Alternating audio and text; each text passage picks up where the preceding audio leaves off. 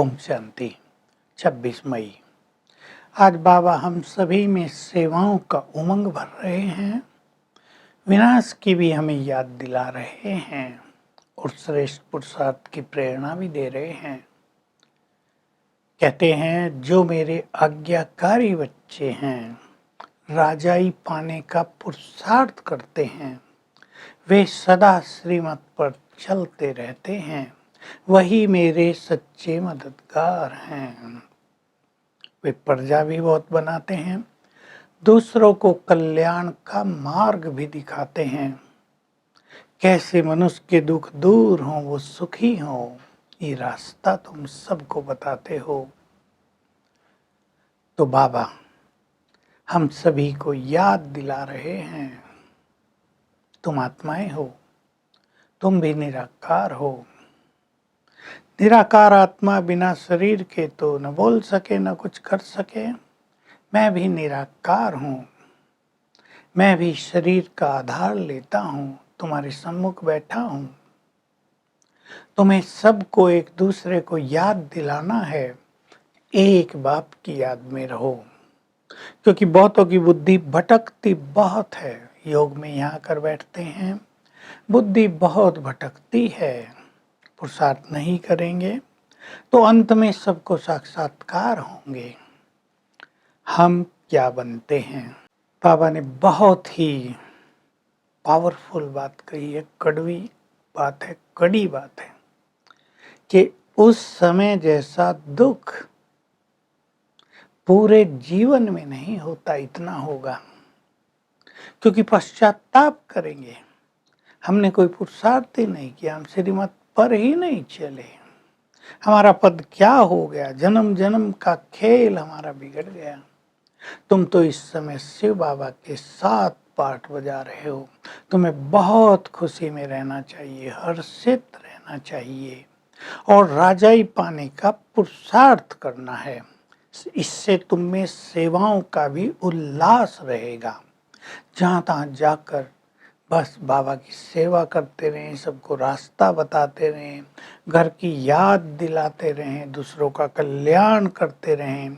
कई परिवार के परिवार सेवाओं में लग गए हैं, तो बाबा समझते हैं इन्होंने बहुत अच्छे कर्म किए हैं, बड़े भाग्यवान हैं।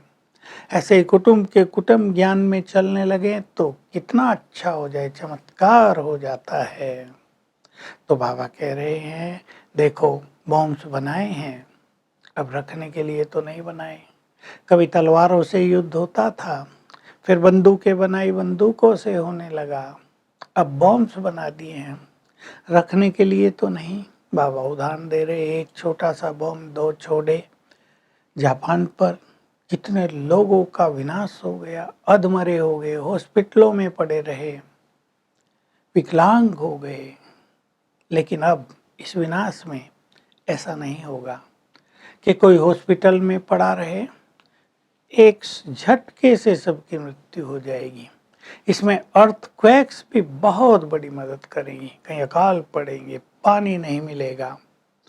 ये भयानक महाविनाश होना है, क्योंकि सब आत्माओं को घर वापस जाना है।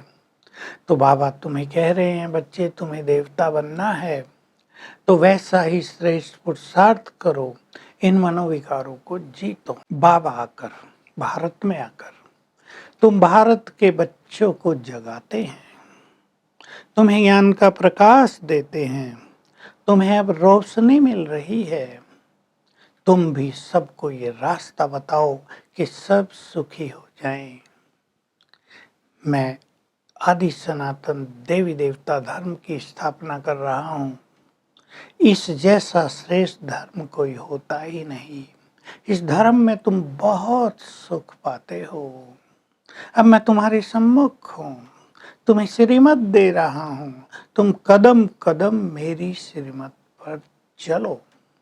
तुम भारतवासी ही देवी देवता थे, इसलिए तुम सत्यनारायण की कथा सुनते आए, अमर कथा सुनते आए, और धर्म वाले ये कथाएं नहीं सुनेंगे। अब भारत का बेड़ा डूब गया है, मैं इसको निकालने के लिए आ गया हूँ, तुम बच्चे मेरे मददगार हो। किसी का भी पुरुषार्थ छुपा नहीं रहेगा, तो हम सभी इस बात पे ध्यान दें कि अब तो देखो विनाश के सीन सामने आने लगे हैं। अब भी एक सुंदर चांस है, हम श्रेष्ठ पुरुषार्थ कर लें। ऐसे तो नहीं कहीं हम उलझे हुए हैं, अटके हुए हैं, हमारी बुद्धि बहुत भटक रही है, हमारा योग लगता ही नहीं है। बाबा तो आज कह रहे स्टेज पर भी बैठते हैं योग कराने, बार बार याद दिलाओ बच्चे, बाप को याद करो, क्योंकि बहुतों की बुद्धि इधर उधर भटकती रहती है। तो बुद्धि हमारी स्थिर हो जाए, इसके लिए हम व्यर्थ सुनने से, बोलने से, व्यर्थ देखने से अपने को मुक्त करें। ये बहुत श्रेष्ठ धारणा है। और हम चेक कर लें कि सवेरे से शाम तक की जो हमें श्रीमत मिली हुई है, उठते ही क्या करो, दिन में कर्म योगी कैसे बनो, भोजन कैसे खाओ, भोजन कैसे बनाओ, अपने काम धंधों पर जाके क्या क्या अभ्यास करो, तो उस पर हम ध्यान दें बहुत। और हमें राजाई पाने का पुरुषार्थ करना है। विचार करें, क्या सचमुच हमारे मन में उमंग है कि भगवान स्वर्ग की राजाई देने आया है, हम उनसे राजाई पाएं। शास्त्रों में तो किसी को भी ये नहीं पता कि इन देवताओं को ये राजाई कहाँ से मिली। ये तो दिखा दिया कि राक्षसों ने, असुरों ने उनकी राजाई छीन ली, लेकिन उन्हें राजाई दी किसने थी, ये किसी को पता नहीं है।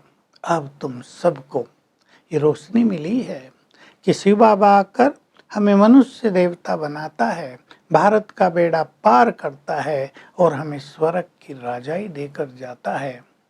तो अपने से पूछेंगे, क्या राज पाने की तमन्ना, अभिलाषा हमारे चित्त में है? अगर है तो उसके लिए हमें गहन तपस्या करनी होगी, क्योंकि योग बल से ही हम विश्व की राजाई प्राप्त कर सकते हैं। लेकिन कईयों के मन में तो होता है जो बाबा देगा ठीक है, लेकिन श्रेष्ठ पुरुषार्थी वही जो राजाई पाने का पुरुषार्थ करे। वरदान, सदा मर्यादाओं की लाइन के अंदर रहने वाले, अपनी ये केयर करने वाले मर्यादा पुरुषोत्तम बनो। तो सीता के लिए दिखाते हैं, मर्यादा की लकीर लक्ष्मण ने खींच दी थी, वो उसे बाहर चली गई तो रावण की जेल में चली गई। तो अब बाबा हम सभी को मर्यादाएं सिखाते हैं, सवेरे से और रात तक की, हम उन पर चलते रहें। उठते ही क्या करना, दिन में क्या करना, सोने से पहले क्या करना, तो हम मर्यादा पुरुषोत्तम बन जाएंगे। स्लोगन है, केवल सेवा सेवा की अति में नहीं रहो, सेवा और स्व पुरुषार्थ का बैलेंस रखो।